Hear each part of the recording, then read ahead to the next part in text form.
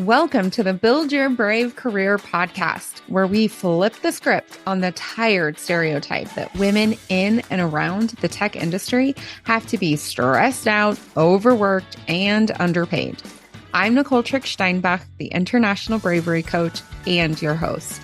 Forget what you've been taught. Bravery is not a personality trait available only to the brash. Bravery is a skill, and you already have it. Which is great because building the skill of bravery is the most powerful way to creating the career and life you really want. As you build your brave, you will stress less, work less, and then earn more. This podcast will help you do just that. Let's dive in. What do you really want? Like really want.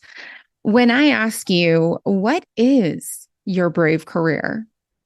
Where do you want to be more brave? Do you have an answer? And is that answer true in your brain and in your heart? That's what we're talking about today.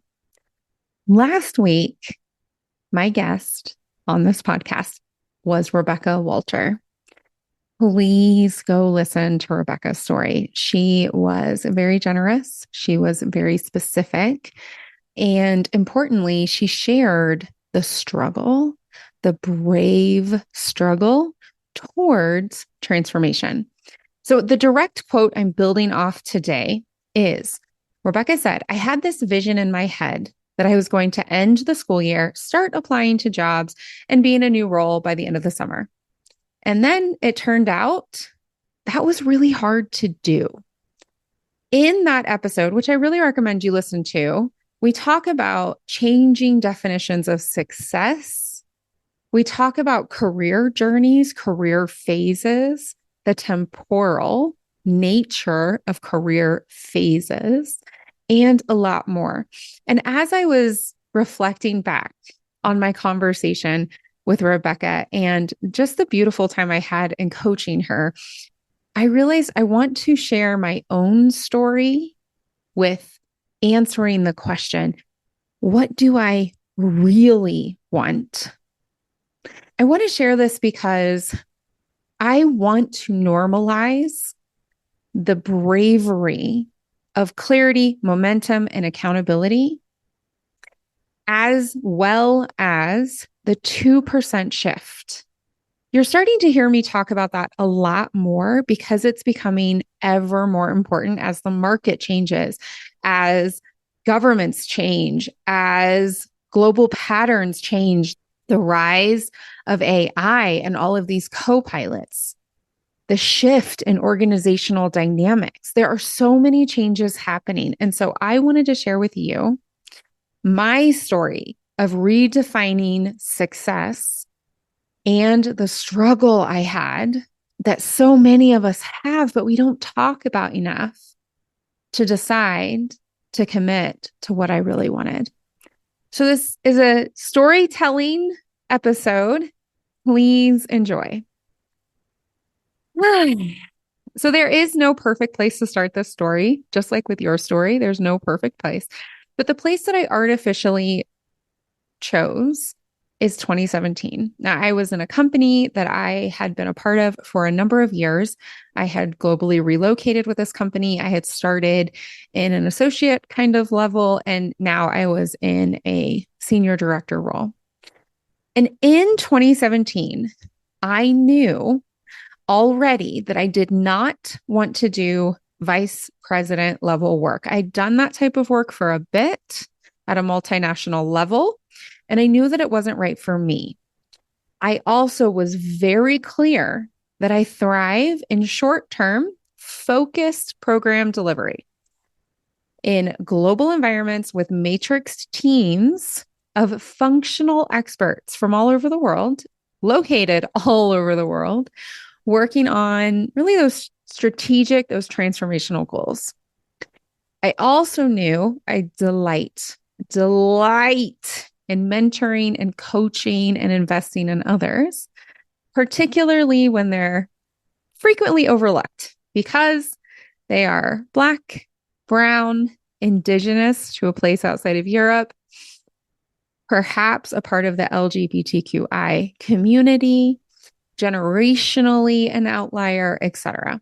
So I knew all of those things. I also knew that I was very well paid, that I was traveling more or less when it suited my life and my career, that I was hyper connected, great network. I had very much support. I'd already navigated through a few role cuts, and I felt more imbalanced than I ever had at any point in time of my career. In fact, I had free time. I was working and I was living in a way that, quite frankly, I had never accomplished and I had never created. I was also under one of the hands down best managers I ever worked for. Things were good. Then, and I don't remember which month this began, but then there was a significant shift in the corporate board. So I worked at the very high level with the C level and the level right below the C level on these transformational programs. And there was a significant shift in the board. I'm not going to go into any more specifics because that would be rude. There was also a lot of market shifts. Remember, this was right after the 2016 election cycle and the 2017 election cycle, which led in many countries in the world to unexpected results. So the market changed significantly. And then within the company I was working in, a strategy shift happened. Now, strategy shifts happen frequently in healthy companies. So not a dramatic transformation, but a shift, whether it's a slight shift or in this case, it was a pretty significant shift. I would say probably about 30% shift, but it was significant. And that shift, I felt less than excited about it. In fact, and listen, I'm still unwilling to say that that shift was bad or wrong. I'm not willing to say that. I've never been the CEO of a multinational. I don't have access to all the information that they have access to, but I will say that I didn't understand it and I still do not support it. And even more importantly, I could not find my place within it. I couldn't see myself in that strategy, the work I enjoy doing, the type of person I wish to be, the type of impact I wish to make. And I tried, okay, y'all, I tried because I am willing. I am often eager to be wrong. And you know how I listed out how everything was going good? Yeah, I tried. Even that amazing manager that I talked to, he and I had a couple of conversations and he was really trying to help me see my place. And I just couldn't. Even while my day to day, my week to week, my month to month was really intriguing. I was working on a merger and acquisition around cultural integration work. I had a number of incredible coaching clients that were doing beautiful work in their lives and in their careers. And yet, I still knew it was time to change. I still knew that I was in what I call the yellow zone. So things aren't bad. It's not the red zone, but things also aren't good, the yellow zone. And since I knew that the corporate strategy was a strategy I couldn't see myself in, and there was going to be a flow down, a strategic drip down, there wasn't going to be a place in the company that I would find that fit, even if I enjoyed the people and I enjoyed the culture to date, right? So at the time, it was clear it's time for me to shift. It's time for me to leave this company and move my career somewhere else. And I thought this will be easy. I'll tell people I'm ready to move. I'll interview with purpose and values using the interview to outcome framework. I'll negotiate using my framework and I will make the change. There will be feelings about it, but this is the process. This is the lever. This is how it's done. Dear brave woman listening to this, that started 18 months 18 months of confusion, rejection, some companies rejecting me rejecting companies and offers, and just these waves of fear and confusion and determination and defeat and joy and interest. And oh my goodness, so much mindset work, so much therapeutic work, so much networking. Rebecca shared her journey, 8, 9, 10 months, a year for me, from the time that I was like, I cannot see myself in this strategy until I stepped into my strong clarity of movement, right? Build your brave framework. Clarity is part one, then momentum, and then accountability, right? Was 18 months. It took me 18 months. So I couldn't stay, but I couldn't go. Now, at the time that this began to build, actually a little bit even before that, I was working with a fantastic career coach. I'm going to shout her out, Shannon Rios Paulson. Whew, trusted advisor, trusted voice, very frequently held up a mirror for me, and was my partner through this painful, extended process. Her guidance and her insight, just like Rebecca was sharing about working with me, working with Shannon at this time was just such a gift. She was my coach, but also my coach consultant. It was just invaluable. So I'm doing all of this internal work. I'm doing all of this exploration work. I'm doing so much in the action plan, reflecting on who I want to be, who I want to become, but I'm really stuck on the clarity. And it was actually a very short conversation with a mentor. It was less than 10 minutes, who broke open my struggle, broke open my resistance. And I was saying to my mentor, I just got offered another role, same money, or it's maybe a bit more. It's a bit higher title. It's at a company that I've actually wanted to work at. And I think I'm going to turn this one down too. And I don't understand why. I interview and it sounds interesting, but I'm always finding something that just doesn't fit. And thank goodness, this mentor of mine who had known me for about a decade said, Nicole, you can't have another boss. You are the boss. And that moment led me into actual clarity, because the whole time, and I'm sure you already realized this yourself, it took me very long. It took me probably 10 months to get to this point where I had a definition of success that was income-based. It was title-based. It was, I'm working with this level of organization and this type of brand-based.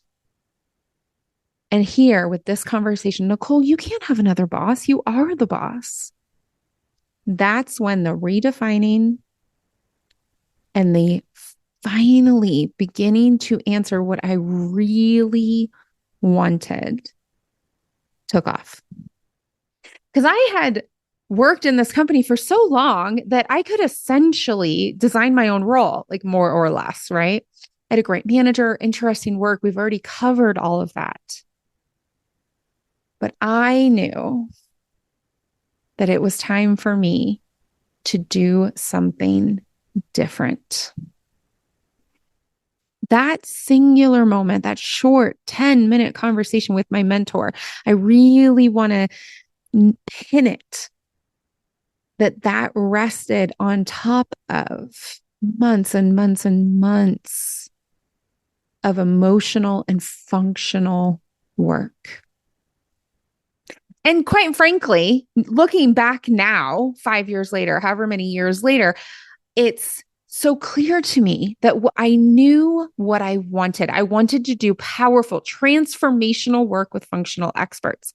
I wanted it to be short term. I wanted it to be global. And I wanted to coach people towards their goals. And I wanted to be my boss, making a difference with more freedom, more purpose, and more emotional connection to my work. My career journey, my definition of success was changing and dramatically from being a powerful, influential part of a greater whole towards what I am today, an independent force for change. One consulting contract and one coaching client at a time. I am still growing in this because the definition of success continues to shift and change, continues to morph. I continue to explore different phases.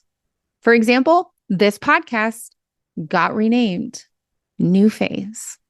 I continue to learn, and it is messy, it is emotional, and it is so exhilarating that sometimes it's exhausting in the good way, not in the like drama suffering way. That moment of clarity was still another year before I actually stepped out into this whole new person who rests on the former versions of me. Yes, I'm an entrepreneur. Yes, I'm the international bravery coach.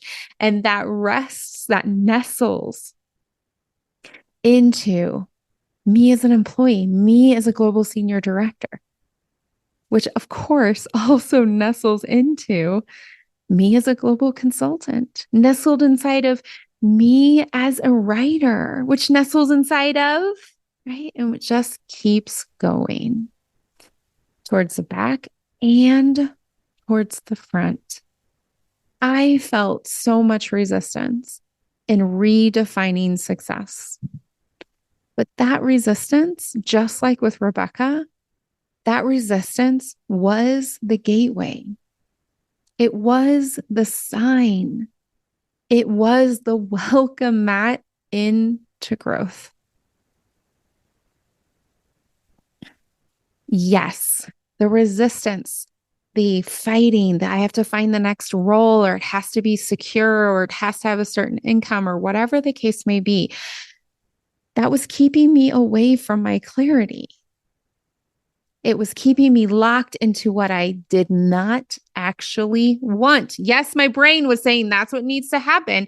The people around me who love me and want me to be safe, they were also, ooh, it's got to be this. It's got to be this. It's got to be this. So that resistance, it felt like my worst enemy, but it was actually my friend because it brought me towards what I truly wanted.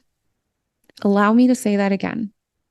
Your resistance, it could be keeping you away from your true clarity, from setting your next big goal.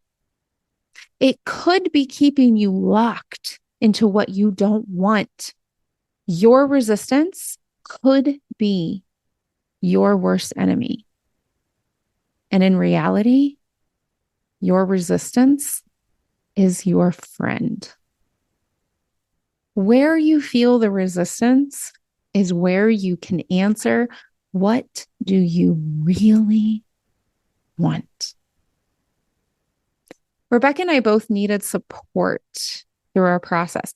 Coaches, for example, me and Rebecca's case, Shannon and mine, mentors, role models, advisors, friends, thought leaders, books, fictional characters, therapists, and more.